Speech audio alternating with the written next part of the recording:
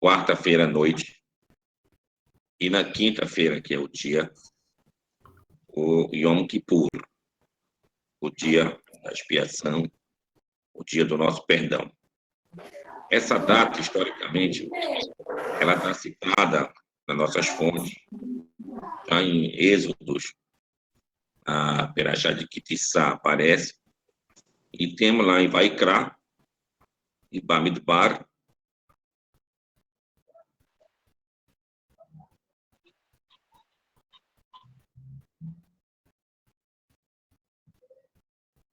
fazendo a contagem a partir de Pêssar. E também lá em Vaikra, na Perashá Behar Sinai, se fala sobre a questão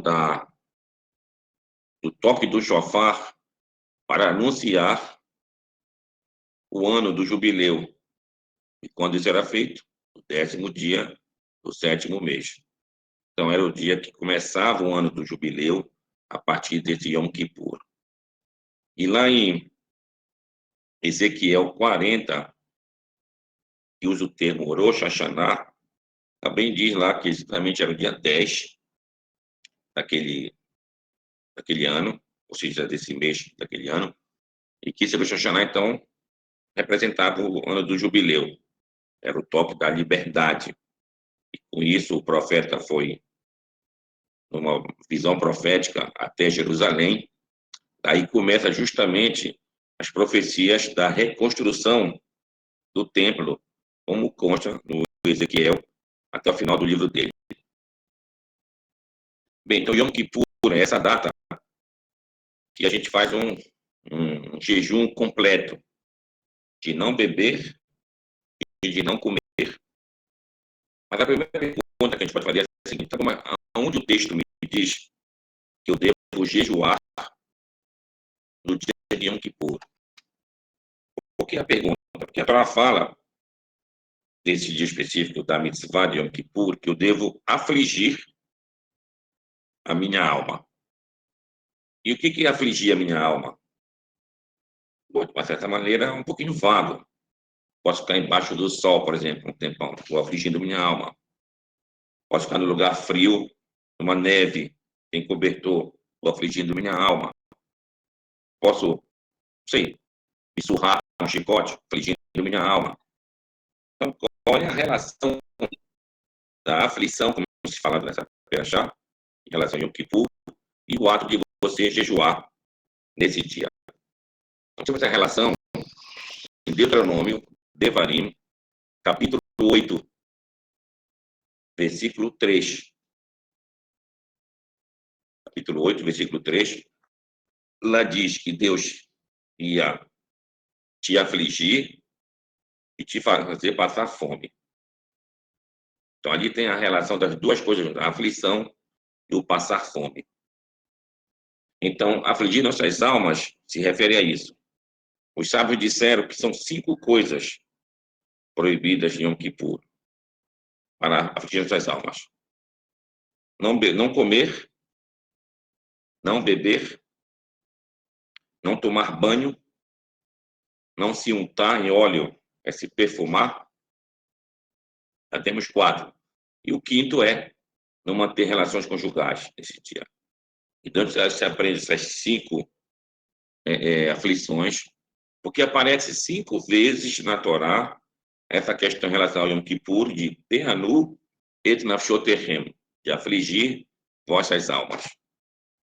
Então, quando chegar isso na quarta-feira, que é a véspera, todos devem se preparar para começar o jejum, fazer a sua seudá mafseket, ela é chamada, que é a seudá que antecede o início do jejum. Você deve comer bem nesse dia, beber bastante água também, tomar seu banho, usar roupas novas. Muitos usam roupas brancas. Se não tiver também, não chega a ser tão obrigado. O importante é se preparar para começar o jejum. Mierev ad erev ishbetu shabbat terem. De uma tardezinha até a outra, a gente vai fazer um descanso desse dia. Então, ao pôr do sol da quarta-feira para a quinta, até o pôr do sol de quinta-feira para sexta. ser o dia do jejum. O que era feito no templo? Ou seja, o que era feito, que a Torá nos ordena?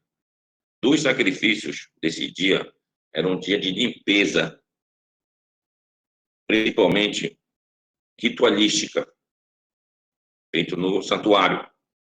Então, a obrigação maior desse dia era dos sacerdotes, dos Kohanim.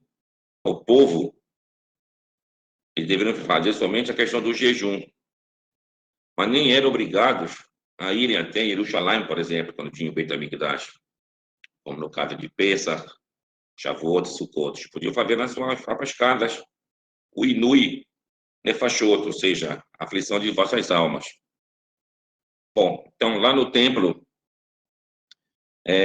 os sacrifícios envolveriam 2 sacrifícios específicos. E está escrito isso. Era tirado uma sorte na hora entre 2 animais iguais. Um era tirado a sorte, Lashem, era levado ao templo e lá era feita a oferta. E outro era Azazel, era levado até ao deserto. Aqui tem várias explicações de como era feito isso. Tem quem diga que o Azazel era deixado na natureza, no deserto, e o animal se virava sozinho. Outro diz que ele era empurrado de um penhasco. Ele caía lá embaixo e se despedaçava. E aí era avisado lá para os sacerdotes que já era feito esse sacrifício. E o outro era feito, como estão falando, lá no próprio templo. E o que a palavra é? Azazel. Azazel. Bom, Azazel, também temos aqui alguns perushim, alguns comentários. A raiz da palavra provavelmente é azel. O verbo azel, tanto em hebraico, mas é muito usado também em aramaico, quer dizer tipo andar. E az quer dizer uma coisa árida, igual a palavra Asa, daquela cidade de Gaza, uma coisa árida. Então, andar numa coisa árida. No caso, o deserto, a ideia é deixar ele no deserto. E outros vão explicar outras coisas. Azazel vinha espiar um pecado que envolvia não só nós, humanos, também alguns anjos, como é mencionado lá em Gênesis capítulo 6. Lá é dito, vai o bene ha-Elohim et benot ha-Adam, que viram os filhos de Elohim, filhos de Deus aqui no caso são os anjos, benot ha-Adam, as filhas do homem. Eles a desejaram e a tomaram para si. E aí vem em seguida, foi decretado o Mabul, o dilúvio. Pergunta é, o que esses anjos estavam fazendo aqui? Bom, o comentário é dito que no outro mundo, quando os homens começaram a fazer muitos pecados aqui, os anjos levantaram perante o Eterno e disseram, por que não castiga eles? E Deus teria dito, bora ver vocês lá. E aí esses anjos teriam vindo, daí a palavra Nefilim, Nefilim quer dizer do verbo cair aqui, não tem a ver com aquela história de anjos caídos que o cristianismo usa, aqui a ideia é outra. Esses anjos vieram como se fosse para provar para Deus que Deus estava sendo muito benevolente para com os humanos, e aqui esses anjos também, eles se perdem junto com os humanos, principalmente com as filhas do homem. Bem, então a partir daí, esse pecado que está envolvendo os anjos seria perdoado com Azazel, seria o nome de anjos. Usa, é o nome de um anjo, quer dizer força, e outro é Azael, que quer dizer aridez do eterno. Então, Azazel seria a junção desses anjos. Então, seria o objetivo de expiar esse pecado. O que lembra essa história aqui dos anjos reclamarem perante o eterno? E Deus, vamos ver vocês lá.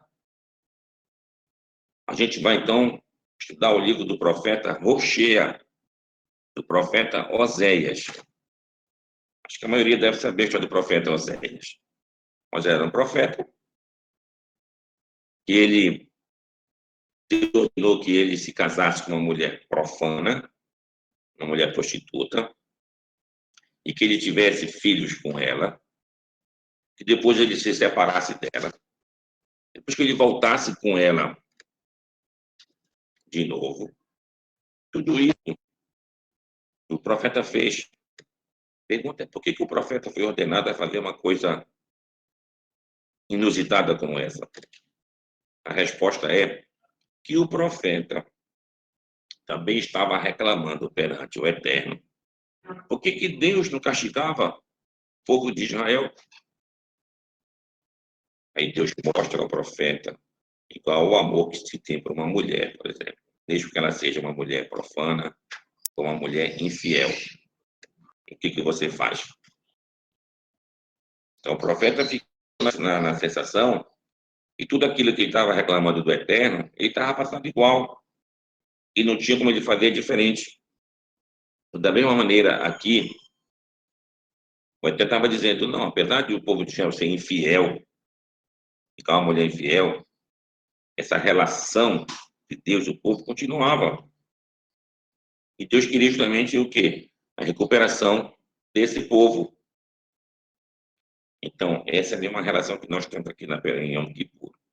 Então, é um dia dedicado justamente a fazermos o pedido de perdão eterno, de fazermos a techuvá. Techuvá completa um dia que tu deves realmente parar o dia inteiro pensando numa techuvá. E nada melhor que você não comer, não beber, tomar banho, não se perfumar, não manter relações conjugais.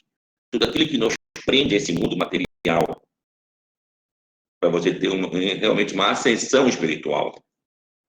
E do mesmo motivo, quando chega nas orações de Yom Kippur, a gente se comporta igual os anjos. Exemplo, vamos dizer o Shema Israel. Shema Israel Adonai Eloheinu Adonai Echad. Aí em voz alta. Baruch Shem Kevod Malchuto Leolam Vaed. Então, essa oração, que ela é dita em voz baixa durante o ano inteiro, nesse dia de Yom Kippur, nós dizemos também ela em voz alta. Um pouquinho em voz alta, e quando nós dizemos o Shema Israel aqui, os anjos falam lá em cima, o Baruch Shem Kevod Malchuto Leolam Vaed.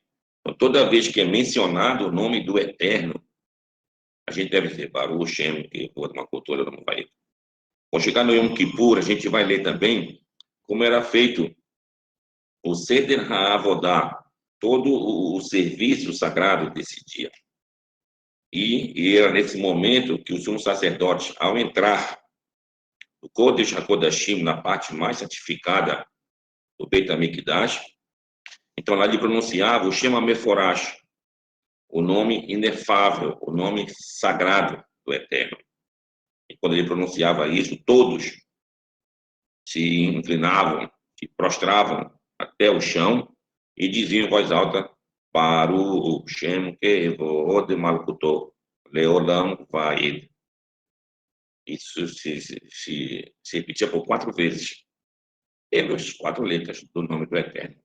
Hoje em dia, nós não temos o templo, mas no Nusach, no ritual que é feito no dia de Yom Kippur, nas esnogas, então, quando o Hazan ou o Shaliach Tzibur, ele lê essas passagens, todos se inclinam para responder Baruch Malbé. E aqui tem uma diferença também, logicamente, em alguns sábios.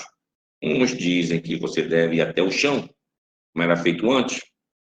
Outros dizem, não, hoje tu não tens mais o templo, tu não pode ir até o chão, só se inclina, se abaixa, ou diz faz uma inclinação leve.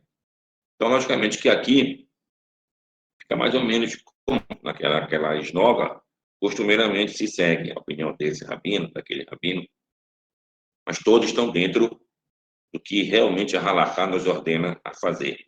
O importante é se inclinar, logicamente, e aí fica a intensidade de cada um e responder Baruch Shem Kevod Malkuto Leolam Vaed.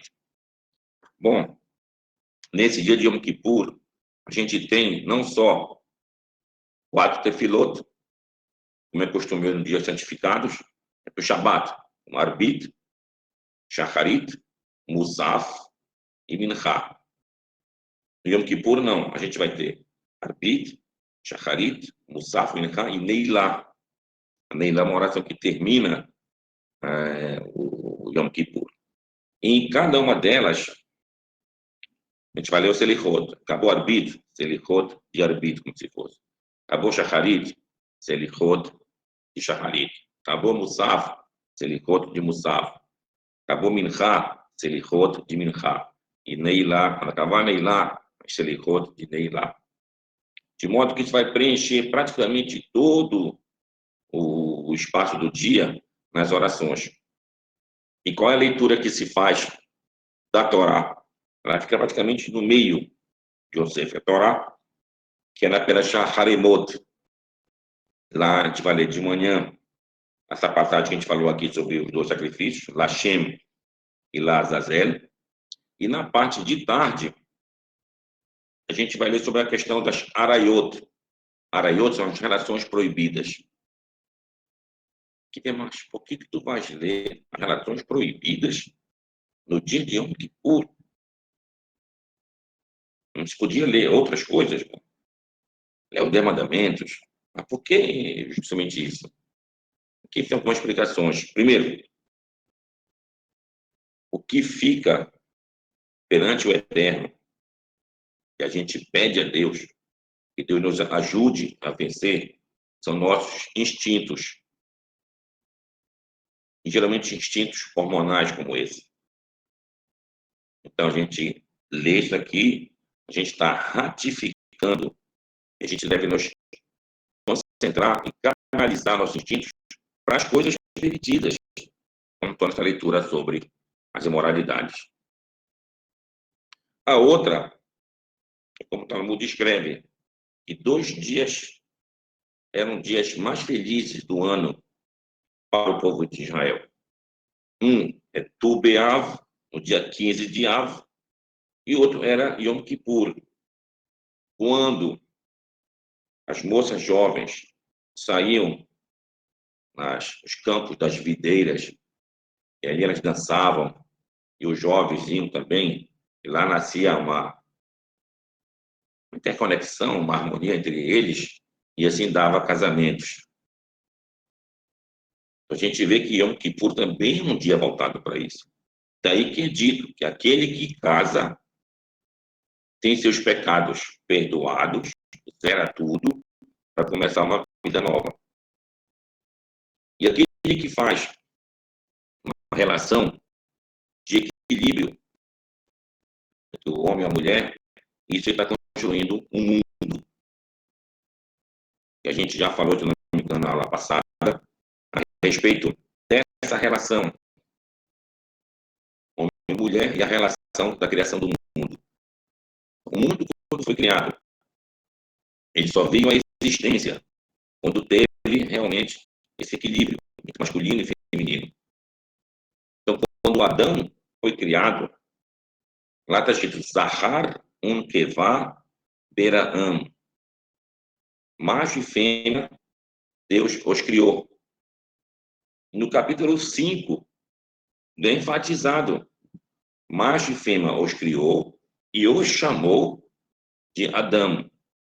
Então, Adão era macho e fêmea, uma coisa só. Isso estamos num mundo ainda de elevação espiritual. Estava vindo das emanações da luz divina até chegarmos nesse mundo material, concreto, que a luz incide, mas não passa algumas coisas. Então, dessa mesma maneira, a gente adquire esse equilíbrio, você constrói o mundo. Quando foi dito que o Eterno colocou as árvores no jardim do Éden, que fosse usufruto das suas criaturas, então tinha uma árvore que Deus proibiu de nós comermos dela, do conhecimento do bem e do mal. mas fez com que a gente fosse tentado a comer. E nós comemos dela. E depois, além dela, tinha uma outra árvore que não era proibida, era a árvore da vida. Deus disse: quiçá o homem coma também dessa árvore e seja como um de nós e viva para sempre.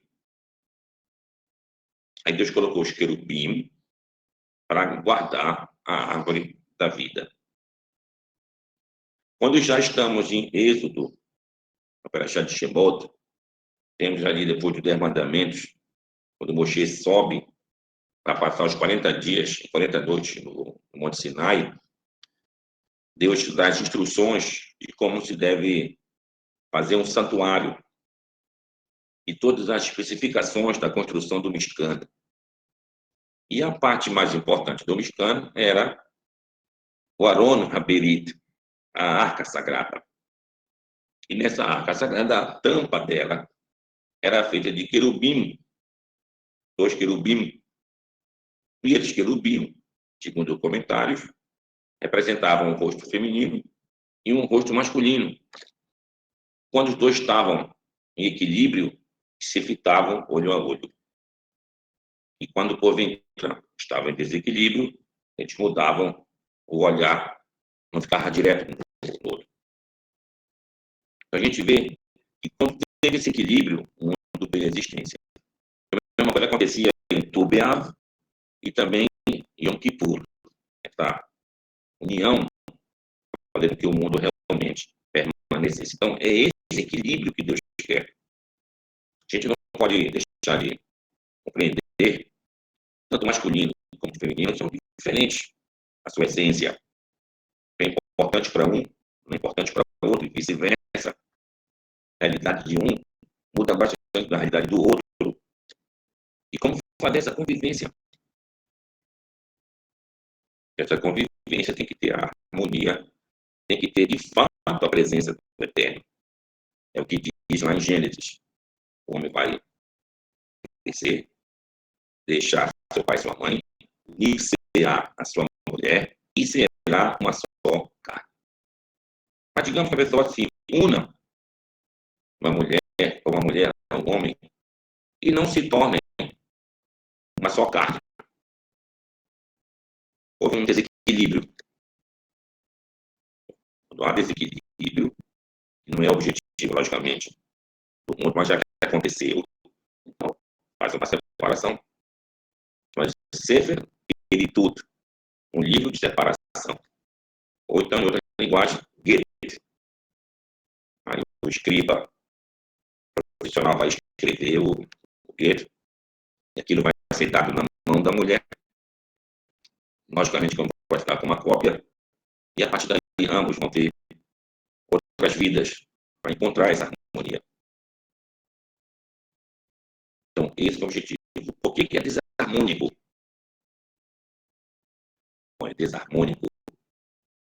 E a gente vê a luta para alcançar essa harmonia justamente pela questão da árvore do conhecimento do bem e do mal. Então, Deus deixou ali serpente, que era um serafim. Que diz que a palavra serpente também tem a mesma raiz que a palavra seraf. E serpente é aquilo que queima. Então, o serafim foi e fez. Tanto é que a palavra nahash se refere à cobra, à serpente, lá em Devarim, vai da palavra saraf, nahash saraf, uma cobra que queima. Então, saraf é uma cobra direta, no caso, uma cobra venenosa, que aquilo queima por dentro. O sentido é esse. Então, o que queima por dentro, do ponto de vista da árvore, do conhecimento do mal, numa relação de desarmonia entre o masculino e o feminino. É aquilo que chama de posse.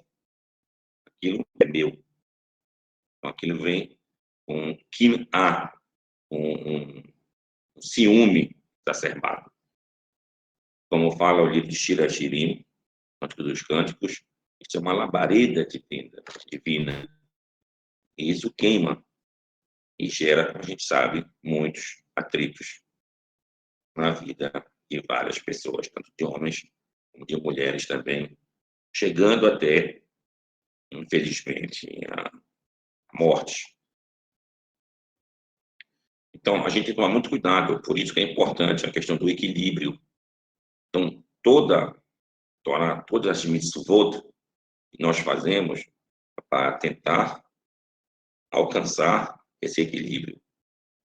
Você estuda uma criação do mundo, aquelas emanações divinas, onde aparece o nome do Eterno 32 vezes, e aparece 10 vezes a frase disse Deus, haja luz, disse Deus, haja a expansão do firmamento, e disse Deus, haja.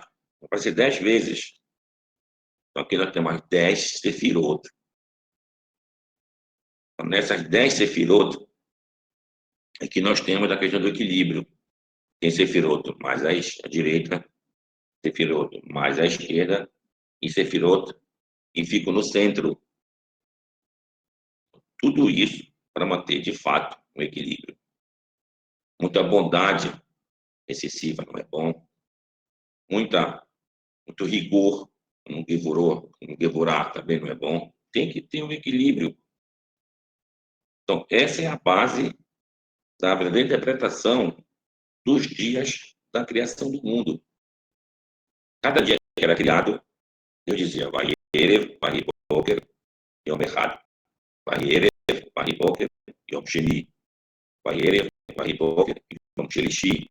E assim até o final. Ou seja, foi Erev, que seria a noitezinha, e foi amanhã, dia 1.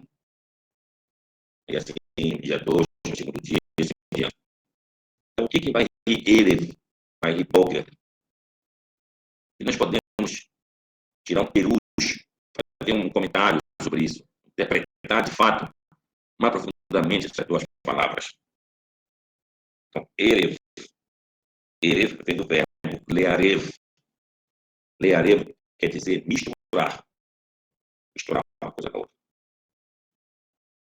Então, a noizinha que a gente está falando, Erev, é misturado dia com noite, aquele crepúsculo do dia. Erev. Chamamos de Arav, árabe, a mistura de Abraham, que era semita, com Agar, que era egípcia. Aí temos também a palavra Arev. Arev, em hebraico, sabemos que fiador. Fiador está botando a confiança dele, e atua, para que uma pessoa possa fazer, digamos, um empréstimo. Temos também a palavra Orev. Orev significa aquele pássaro, o corvo. Ele não é completamente negro, ele é meio embranquecido, Orev. E também a palavra Orev quer dizer mercador, que mistura a mercadoria dele com a tua, faz aquelas trocas, tudo na confiança, Orev. Então, Erev quer dizer mistura. Então, Deus criava a coisa, misturava tudo isso. Mas quando ele concluía, tem a palavra boker. O que é boker? Boker quer dizer manhã, tradução correta. Mas a palavra boker vem de uma raiz, boker, é baquer, que quer dizer fazer um controle. Inclusive, no hebraico hoje, mebaquer ehud, aquele que faz o controle de qualidade, faz um bikoret, faz uma verificação. A palavra boquer aqui tem justamente a ver com esse controle, com essa dosagem. Então, Deus misturava tudo e dosava. Então, a dosagem que é a parte principal. Então, tudo no mundo que nós temos, tudo é importante. Você não pode ser uma pessoa apática. Às vezes tem que ter uns sentimentos de raiva, sentimento de amor, de afeição, mas tudo dosado. Se a gente exagerar num ou no outro, vai gerar realmente um desequilíbrio. Então, essa que é a base. Se espera de alguém que está preocupado em servir ao eterno Deus. Então, quando chega agora Yom Kippur, que é uma data importantíssima, quando você faz uma conexão com o Eterno, você se despreende desse mundo. O intuito é fazer essa conexão verdadeira com o Eterno Deus. No dia de Yom Kippur, as orações que é feita a questão do Selichot. O que indica a palavra Selichot? Selichot quer dizer, é o plural de Selichá. Selichá é perdão. Selichot seria perdões. Quer dizer, o perdão. Perdão a Deus, na sua confissão, seus pecados que ele fez. E tem aqueles que estão falados de uma maneira genérica por todos. Você não fez uma, fez outro, e o outro não fez uma, fez aquele. Então, todos pedem perdão eterno. E uma das razões que mais se repete, El Melech Yoshev Al Kiseh Rachamim. O Deus Rei sentado no trono Rachamim, das piedades, ou então da misericórdia. Então, o que a gente pede a Deus, que Deus tenha de fato piedade e misericórdia, e que possa nos trazer o seu perdão. Mas isso tem que fazer com que do meu âmago tenha a honestidade perante Deus. E, logicamente, que o pecado que eu cometi com alguém, só posso pedir o perdão se eu dirigir essa pessoa. Mas se alguém fez o pecado para ti, ou seja, ele cometeu o pecado contra você, como é que fica essa situação? Ele pode nos pedir perdão, não tem o que fazer. E se ele te pediu e tu não consegue perdoá-lo, bom, ele pode pedir 3 vezes. Se tu não conseguir perdoá-lo 3 vezes, está liberado do que ele fez. Ou seja, pelo menos ou seja, ele não pode desfazer o que ele fez, mas pelo menos reconhece que fez errado. Então, ele não fica mais devedor perante o Eterno. Então, a maior prova que nós temos de alcançar o perdão é quando passar o Yom Kippur, aquele pecado que a gente às vezes escorrega, e você tomou consciência dele, e você consegue vencê-lo. Essa é a prova que realmente Deus está extirpando do teu coração um sentimento negativo como esse. Então, esse é o objetivo do Yom Kippur. Quando acaba o Yom Kippur, se tem o toque do shofar, Tashrat, Tarat, Tashat. Isso é uma sigla em relação aos toques do shofar. Tá, que é o Tav. Tav quer dizer tequiá. Tequiá é aquele som longo do shofar. Aí vem depois Shin. Shin é Shevarim, que é aqueles que são quebradiços, são curtos. Então são em forma de 3. Tu. Depois vem o Resh. Resh é Teruá. Teruá quer dizer aqueles bem curtinhos, mais de 9. Quanto ele conseguir. Aí depois vem de novo Tequiá, o longo. Depois ele passa para um outro código, tá chato. Aí vem o longo, aí vem aquele de 3 curtos, Shevarim, outro longo. Depois um longo, depois 9 daqueles curtíssimos, depois um longo. Então, esses são os toques do shofar, que são feitos no final do Yom Kippur. Você não se espera chegar a hora de Zeta Kohavim. Cada um vai vendo na sua cidade aí que hora deve ser esse. Não é o pôr do sol. Depois do pôr do sol, tem mais ou menos 20 minutos para você chegar no Zeta Kohavim, na saída das estrelas. Já aqui em Belém, em geral, é 15 para as 7. É a hora que a gente chega aí. Em algum lugar deve ser antes, logicamente. Em outros lugares, mais tarde. Aí sim, daquela alegria do término, do pedido de perdão a Deus, questão já física da fome, que você bebeu bastante, da sede, vai e bebe bastante. Então, todo esse objetivo que a gente possa realmente nos reunir e pedir o perdão a Deus e receber as suas bênçãos. Tanto no Rosh Hashanah, como também no Yom Kippur, se faz a leitura do Salmo 24, que é o salmo responsável pela parnassá, pelo sustento. É o mesmo salmo que direi também no sábado à noite e no domingo na Tefilá. Então, nesse salmo, nas melodias, os tamim que constam dentro do salmo, suas palavras, nas suas letras, se encontram em código os nomes do Eterno, que são nomes que canalizam essa abundância do sustento para cada um de nós.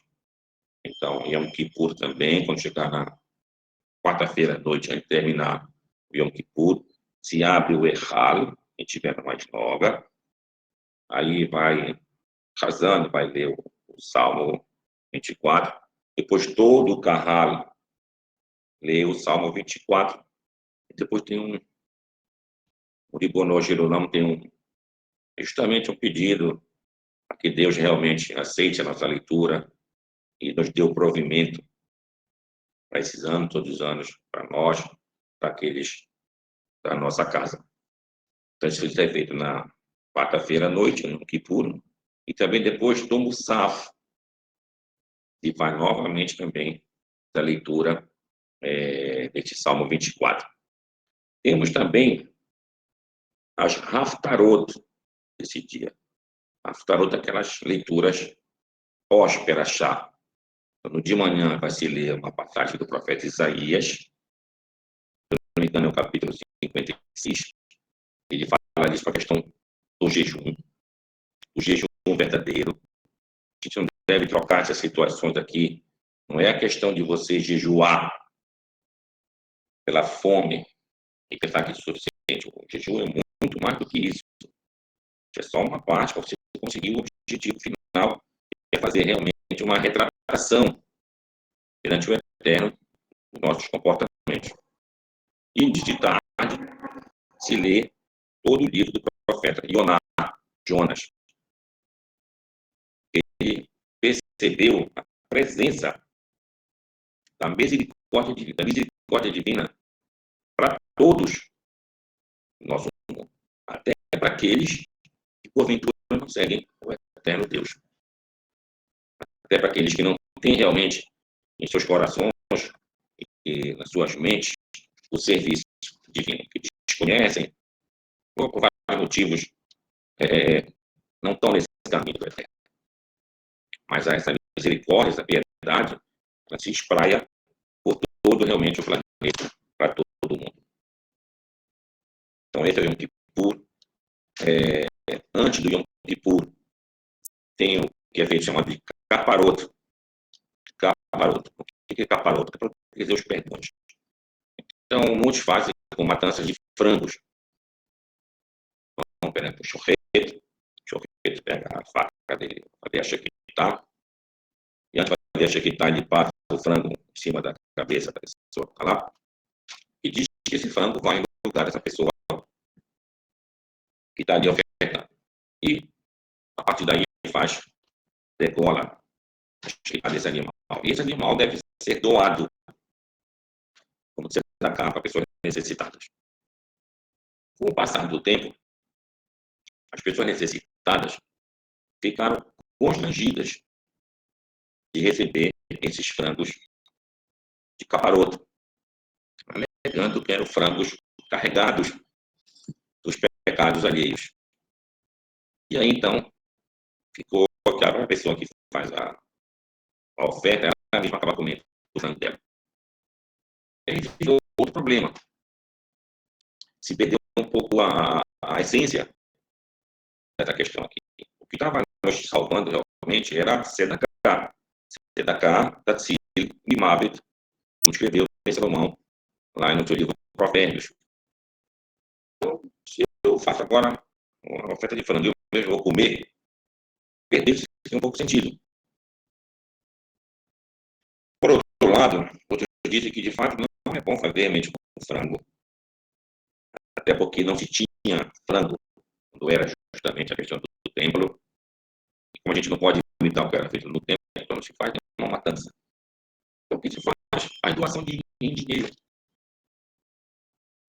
Faz doação em dinheiro. E da mesma maneira, faz a mesma cerimônia com dinheiro em cima da sua cabeça. Pelo menos quanto dá em dinheiro? Pelo menos o valor do frango. Quanto custa um frango? Pega esse valor, dá mais, praticamente dá mais. E faz a mesma cerimônia. Só vai mudar a oração, em vez de dizer frango, vai dizer esse dinheiro. Quando pode ser feito isso? Outro pode fazer isso na véspera de Yom Kippur, na quarta-feira, ou na terça-feira, ou na segunda. Essa semana agora já pode fazer para o outro. Então, isso é verdade que teve até uma discussão rabínica muito forte sobre esse tema, de como se seguir, fazendo com frango ou com dinheiro, qual era o mais certo. Bom, o certo é a tzedakah, que é a base. É você fazer a sua oferta, tzedakah que salva realmente alguém de um castigo de morte.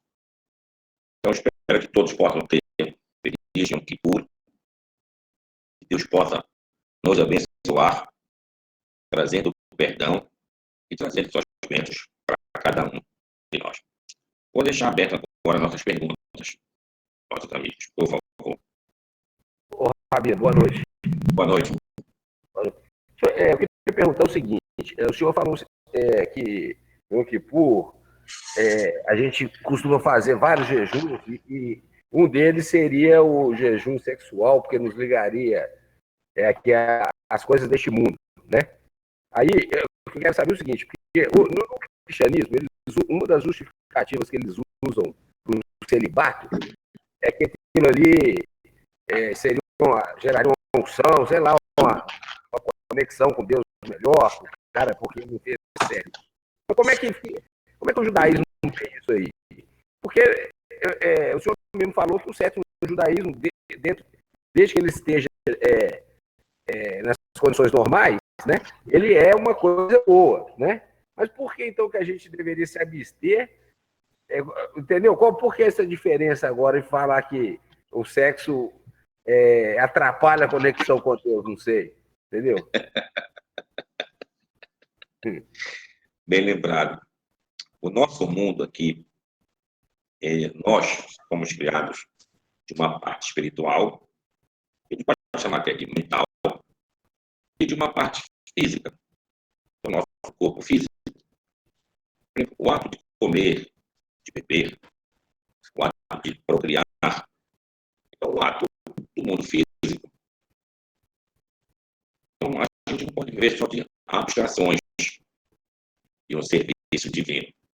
Mas na conexão com o eterno, a gente volta através do mundo mental para atingir até ao eterno. A gente vê por experiência a questão do Moshe, que passou 40 dias, 40 noites sem comer e sem beber. Quando Deus fez a sua revelação no Monte Sinai, pediu lá explicitamente que nós nos separássemos, mulheres de homens e homens de mulheres, 3 dias antes. 3 dias antes. Então a gente vê que em certos momentos específicos há essa separação. Mas como é bem claro, certos momentos específicos na vida comum de cada um vai ter a sua vida do ponto de vista, eu vou chamar de animalesco. A gente vai comer, a gente vai beber. As outras coisas referentes ao mundo aqui, vai procriar. Não só procriar, vai manter a relação conjugal ou a relação com a mulher que você tem e vice-versa, de uma maneira muito normal. Muito normal. Sobre esse mesmo tema, imagina o sumo sacerdote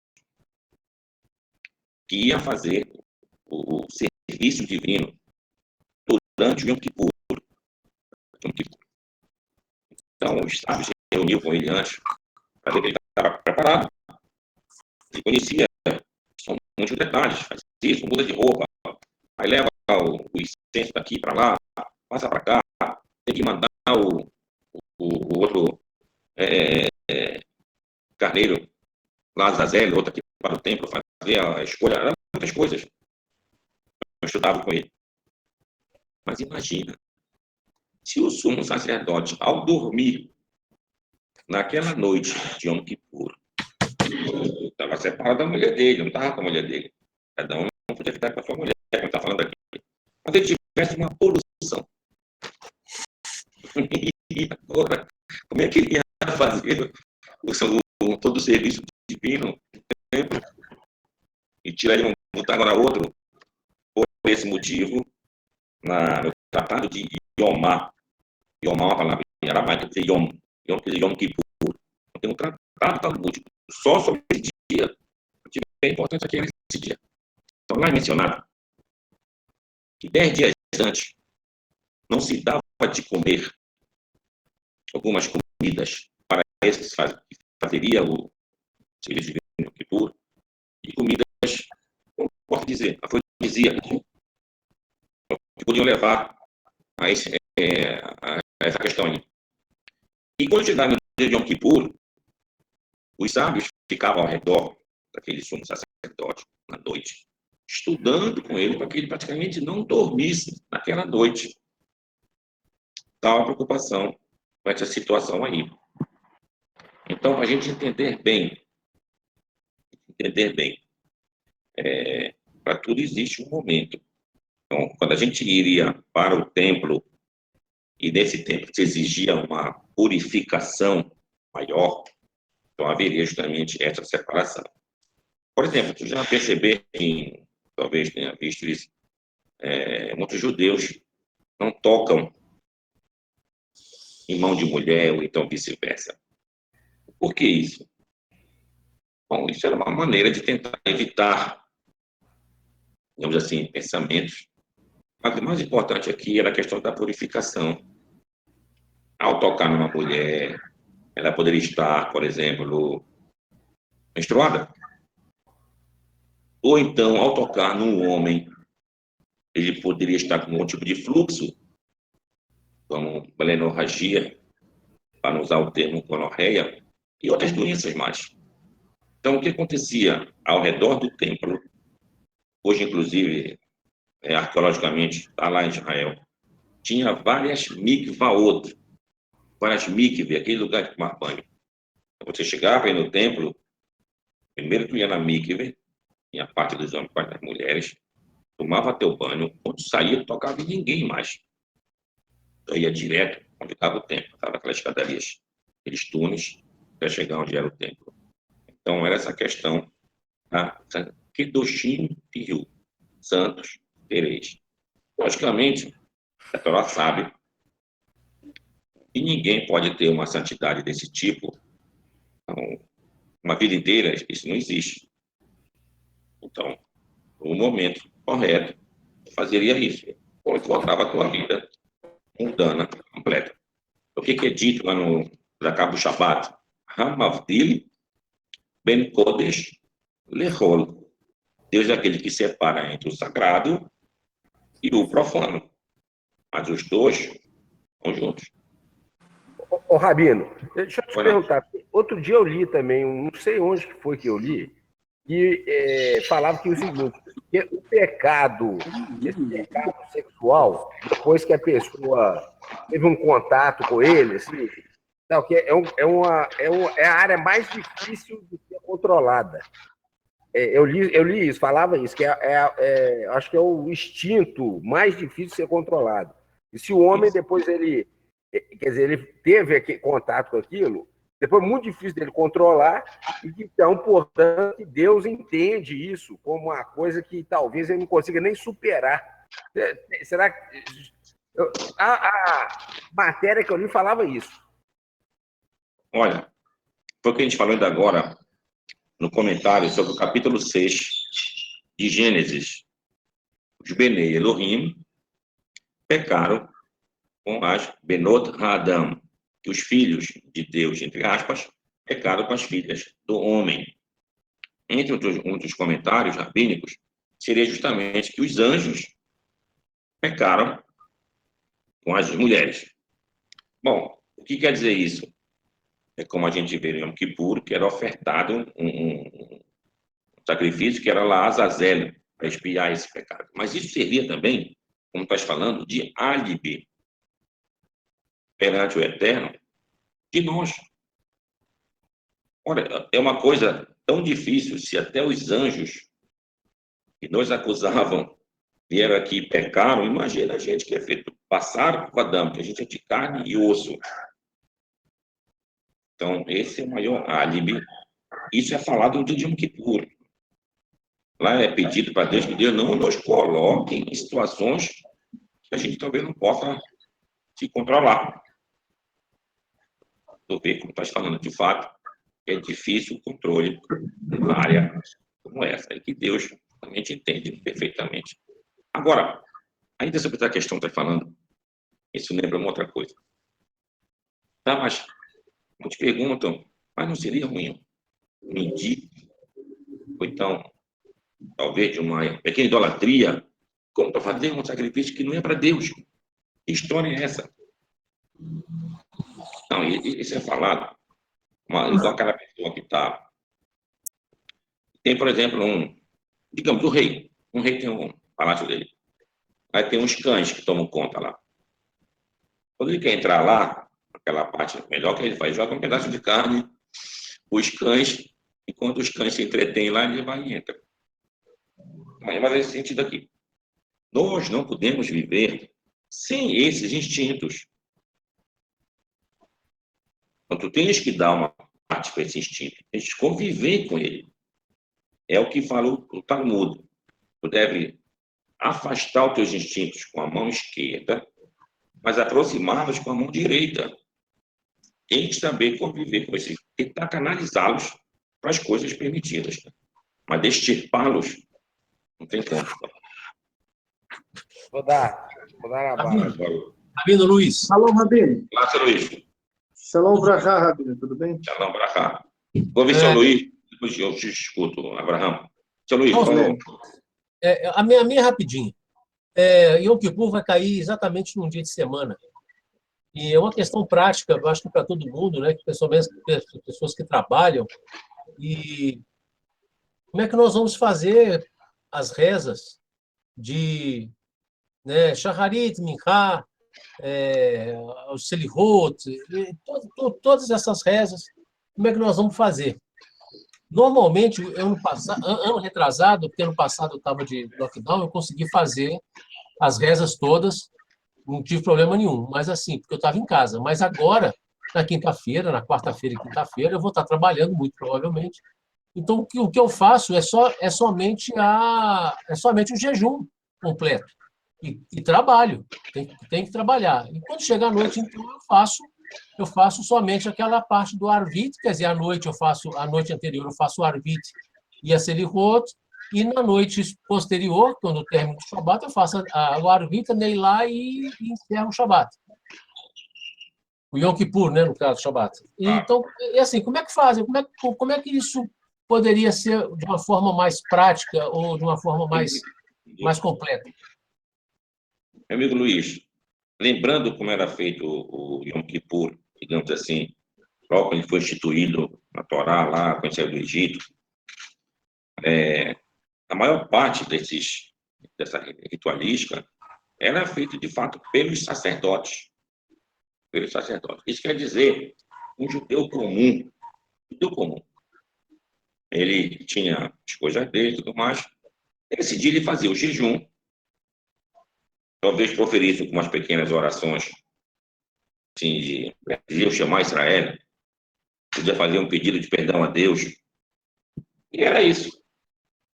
Então, para quem tiver dificuldade nesse dia de congregar, de se reunir para fazer as orações, faça o seu jejum.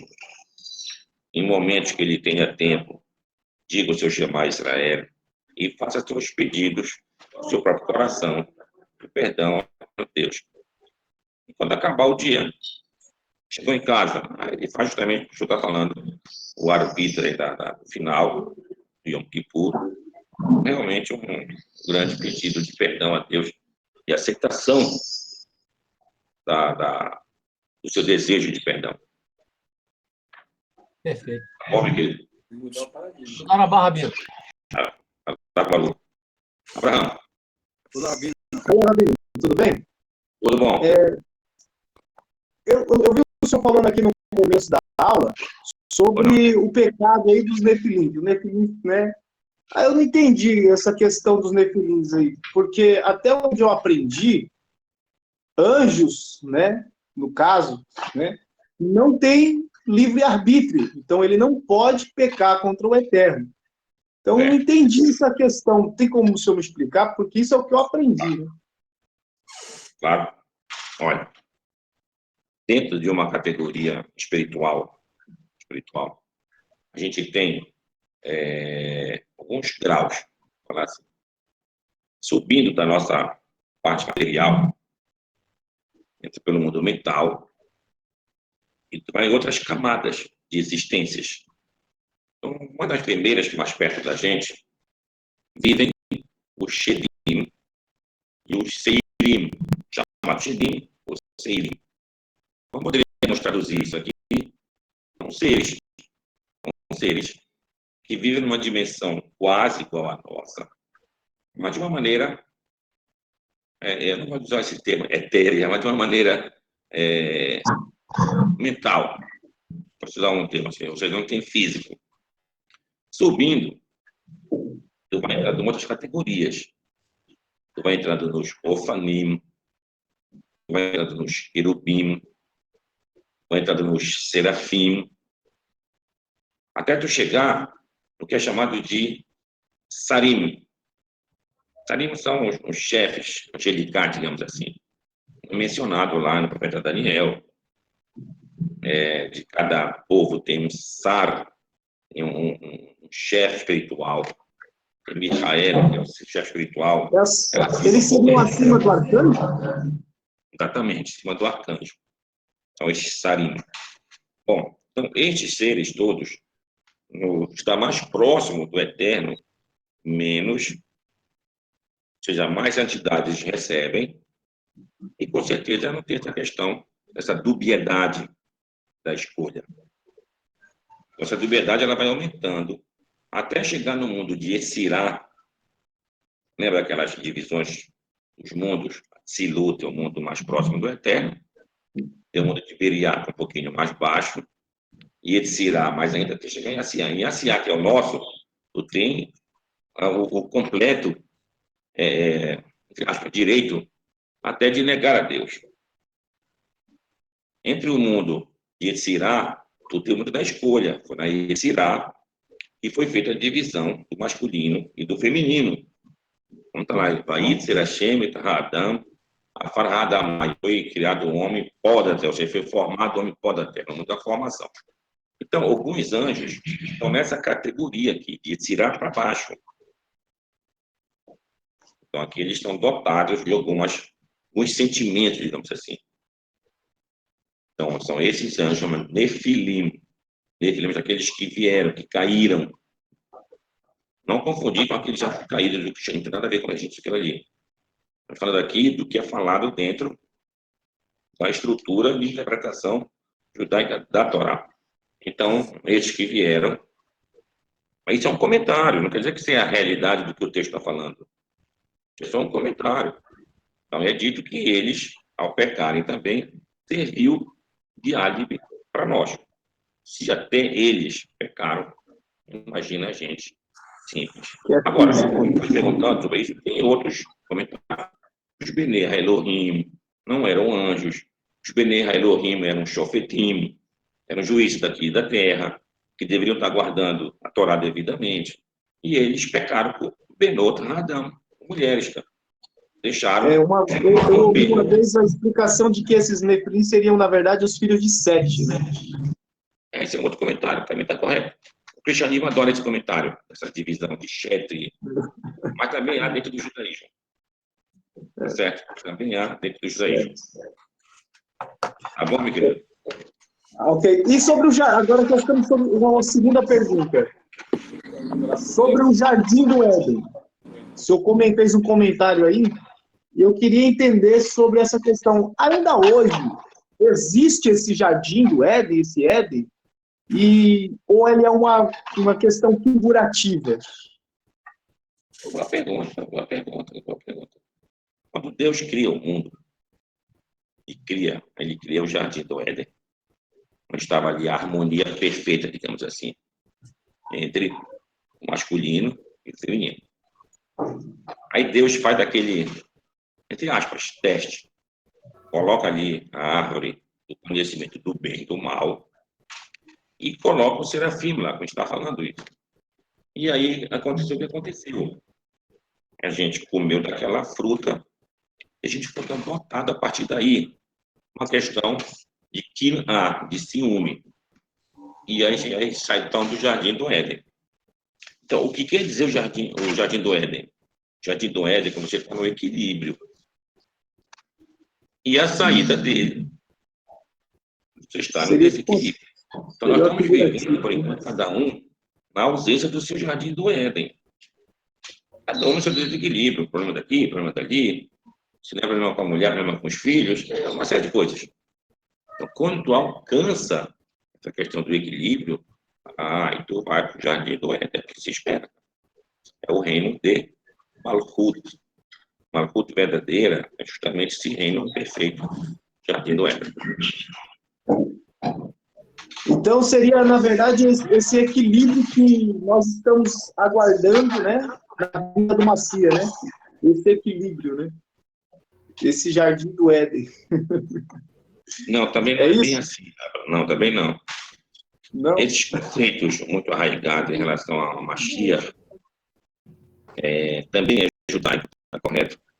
Mas ele é muito também abordado por judeus de tendência, olha bem, não são cristãos, judeus de tendências messiânicas. Eu não estou falando de cristãos messiânicos, são outra coisa, sei lá, não tem mais a ver com judeus messiânicos. Quem são judeus? São messiânicos. São judeus que têm a figura do Messias, o objetivo final da criação. Ou seja, aquilo é verdadeiro, ele é um instrumento para nós alcançarmos o Olam Habá, mas ele não é o objetivo da criação. Olam Habá. E o instrumento é, cada chegada dele, trazer a redenção, que é o retorno do povo de Israel, da diáspora, para a sua própria terra. E, de uma certa maneira, estamos vivendo isso hoje, onde o Messias está na figura, não de uma pessoa. O Mashiach não é uma pessoa só. Representa um cargo.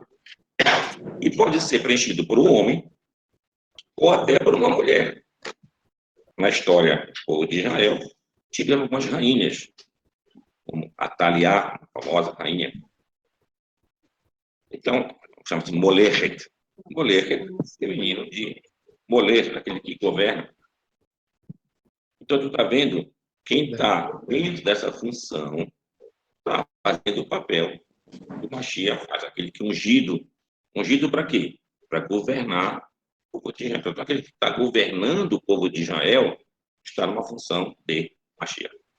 É aqui. Amém. Baruch Hashem. Um abraço, Abraão. Rabino, Oi, Rabino, tudo bom, senhor? Tudo bom, graças a Deus. É porque eu sei que você está falando sobre... Oi? Acho que o seu Nilson pediu para falar, mocinho. Pode falar, Pode falar, seu Nilson.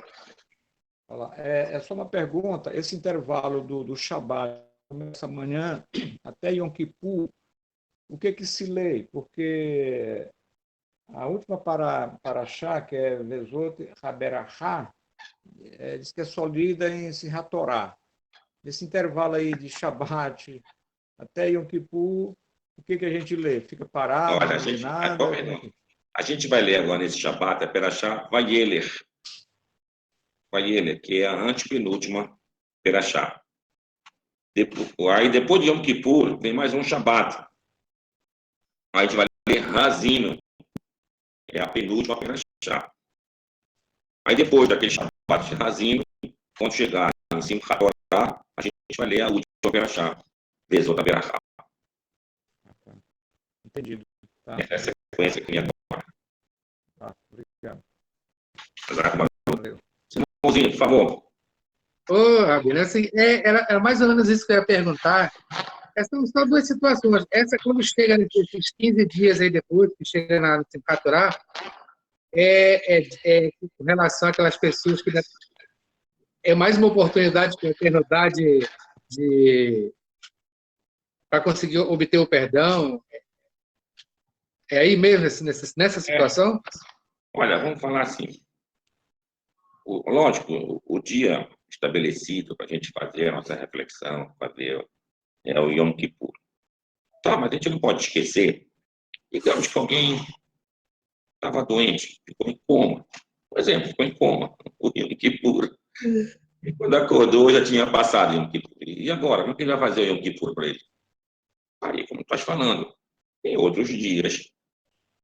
Diz que, dito que o 7º dia de Sukkot, chamado de Rosh Hashanah, é um dia qualificado para isso. Mas digamos que ele tinha passado esse dia também. Ele perdeu esse dia também. Então, outro dia que ele tiver, ele tem que fazer a base do Yom Kippur, cada um no seu próprio âmago, fazer o seu pedido de perdão, de honestidade perante o Eterno. Então, essa aqui é a conexão verdadeira para Yom Kippur. O que nós temos, quando esses dias sagrados, em geral, é a questão do coletivo. Então, o coletivo, a gente vai lá, ouvir lá o Hazan fazendo as orações, então as melodias, tudo aquilo vai nos envolvendo espiritualmente, ou então na questão emocional, tudo aquilo vai elevando o nosso bem-estar. Nesse sentido, é o teu serviço ao Eterno Deus. Mas, questão do perdão, não te esquece, é o perdão, cada um do seu próprio coração, direto com o Eterno Deus. Certo. Retrasado, quase que o senhor teve aquele problema dentro do Yom Kippur, não foi? Oh, é verdade. Eu tive Quase que Eu o senhor estava tem vendo que... Yom Kippur. Aí, como eu falei para você, não teve aquelas reverências que você se prostra Sim, até o sim. chão? Uma dessas, quando eu voltei, me deu uma tontura. E pela tontura me deu falta de ar. Aí eu tive que sair da esnoga, fui para casa, dei uma deitada. Aí depois de umas 2, 3 horas eu voltei de novo e fizemos o final. Agora, outra coisa. Isso que o mozinho perguntou, essa é uma resposta para as perguntas em geral, para aquele que não pode fazer as coisas. Ora, se tu não pode fazer as coisas e é contra a tua própria vontade, por vários motivos, isso é considerado no dia de Sukkot, fazer aquelas cabanas. Aí preparaste tudo, deixa tudo arrumado lá, aquelas palhas e tudo mais. Chove. Aí molha tudo, isso aqui. Não tem como fazer, tua refeição no açúcar. E agora, o que tu deves fazer? Aí muitos dizem, não, espera passar a chuva, depois tu vai. Não, essa não é a resposta correta. A resposta correta é o seguinte exemplo. Está aqui um rei sentado. Aí chega o servo, levando um chá para ele. Aí o rei não quer o chá e bate. Não quero isso.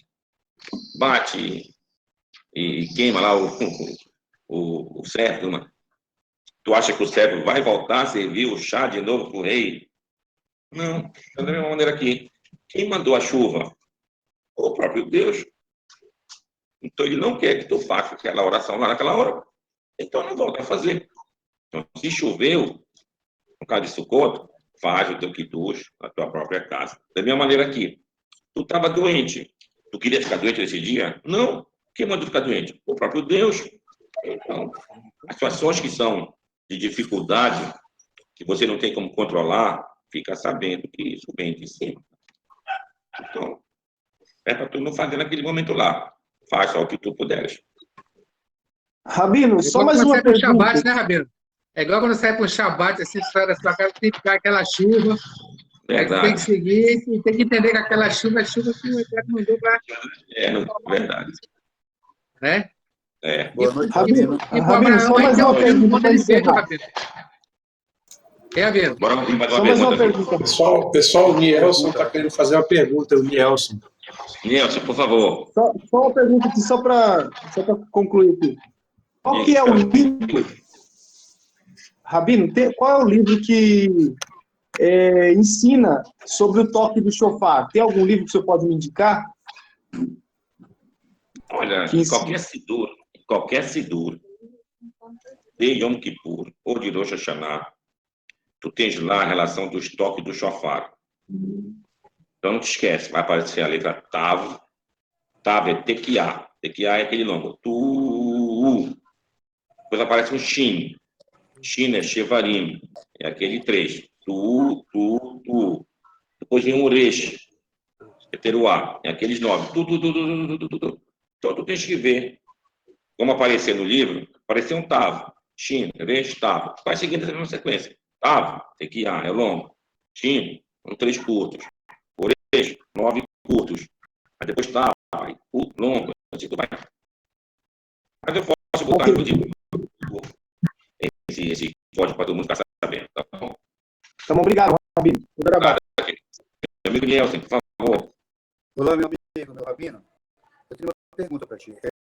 Como conciliar a ordem de construção do querubim, de feitura do querubim, com a idolatria proibida? E a segunda pergunta é simples.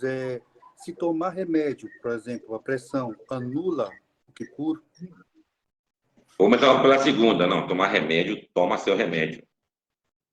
Tudo aquilo que o médico falou, tu não pode deixar de tomar teu remédio. Ah, mas só pode tomar com água. Toma um pouquinho de água. Não tem nenhum problema nisso. Se o médico achar, pode passar um dia sem o remédio, tá bom, tu passa. Por exemplo, eu também tomo remédios para pressão alta todos os dias e até para diabetes também. E outros remédios que eu tomo também. Então, quando chega nesse dia, logicamente, eu já conversei com o médico antes, olha, um dia só tu pode passar bem. Se tu sentir durante o dia que deu complicação, toma teu remédio, mas pela minha experiência, não tem dado problema nisso. Mas, logicamente, que eu sei que cada um e cada corpo o teu médico vai te dizer. Se tu achar que tu deve tomar, tu deve tomar. A outra pergunta, Nielson, é a questão dos querubim. A pergunta é muito boa. Querubim. O que é a palavra querubim? A palavra querubim vem da palavra rehubim, do contrário, o orelha na frente e o raf depois. Isso acontece na prática com as palavras. Por exemplo, simlar. Simlar é vestido, é roupa. Mas às vezes é do contrário. Tá salma, primeiro lamed, depois o mem. Também quer dizer a mesma coisa. Então, nos querubim, é rehubim. O que é rehubim? Rehubim te remonta ao livro de Ezequiel. Ele fala em Merkavá. Merkavá é a visão que ele teve. Naquela visão, ele via os querubim, umas rodas que rodavam assim, e aquilo era como se fosse um veículo. Então, o veículo, para você chegar até ao eterno, tu passa pelos querubim.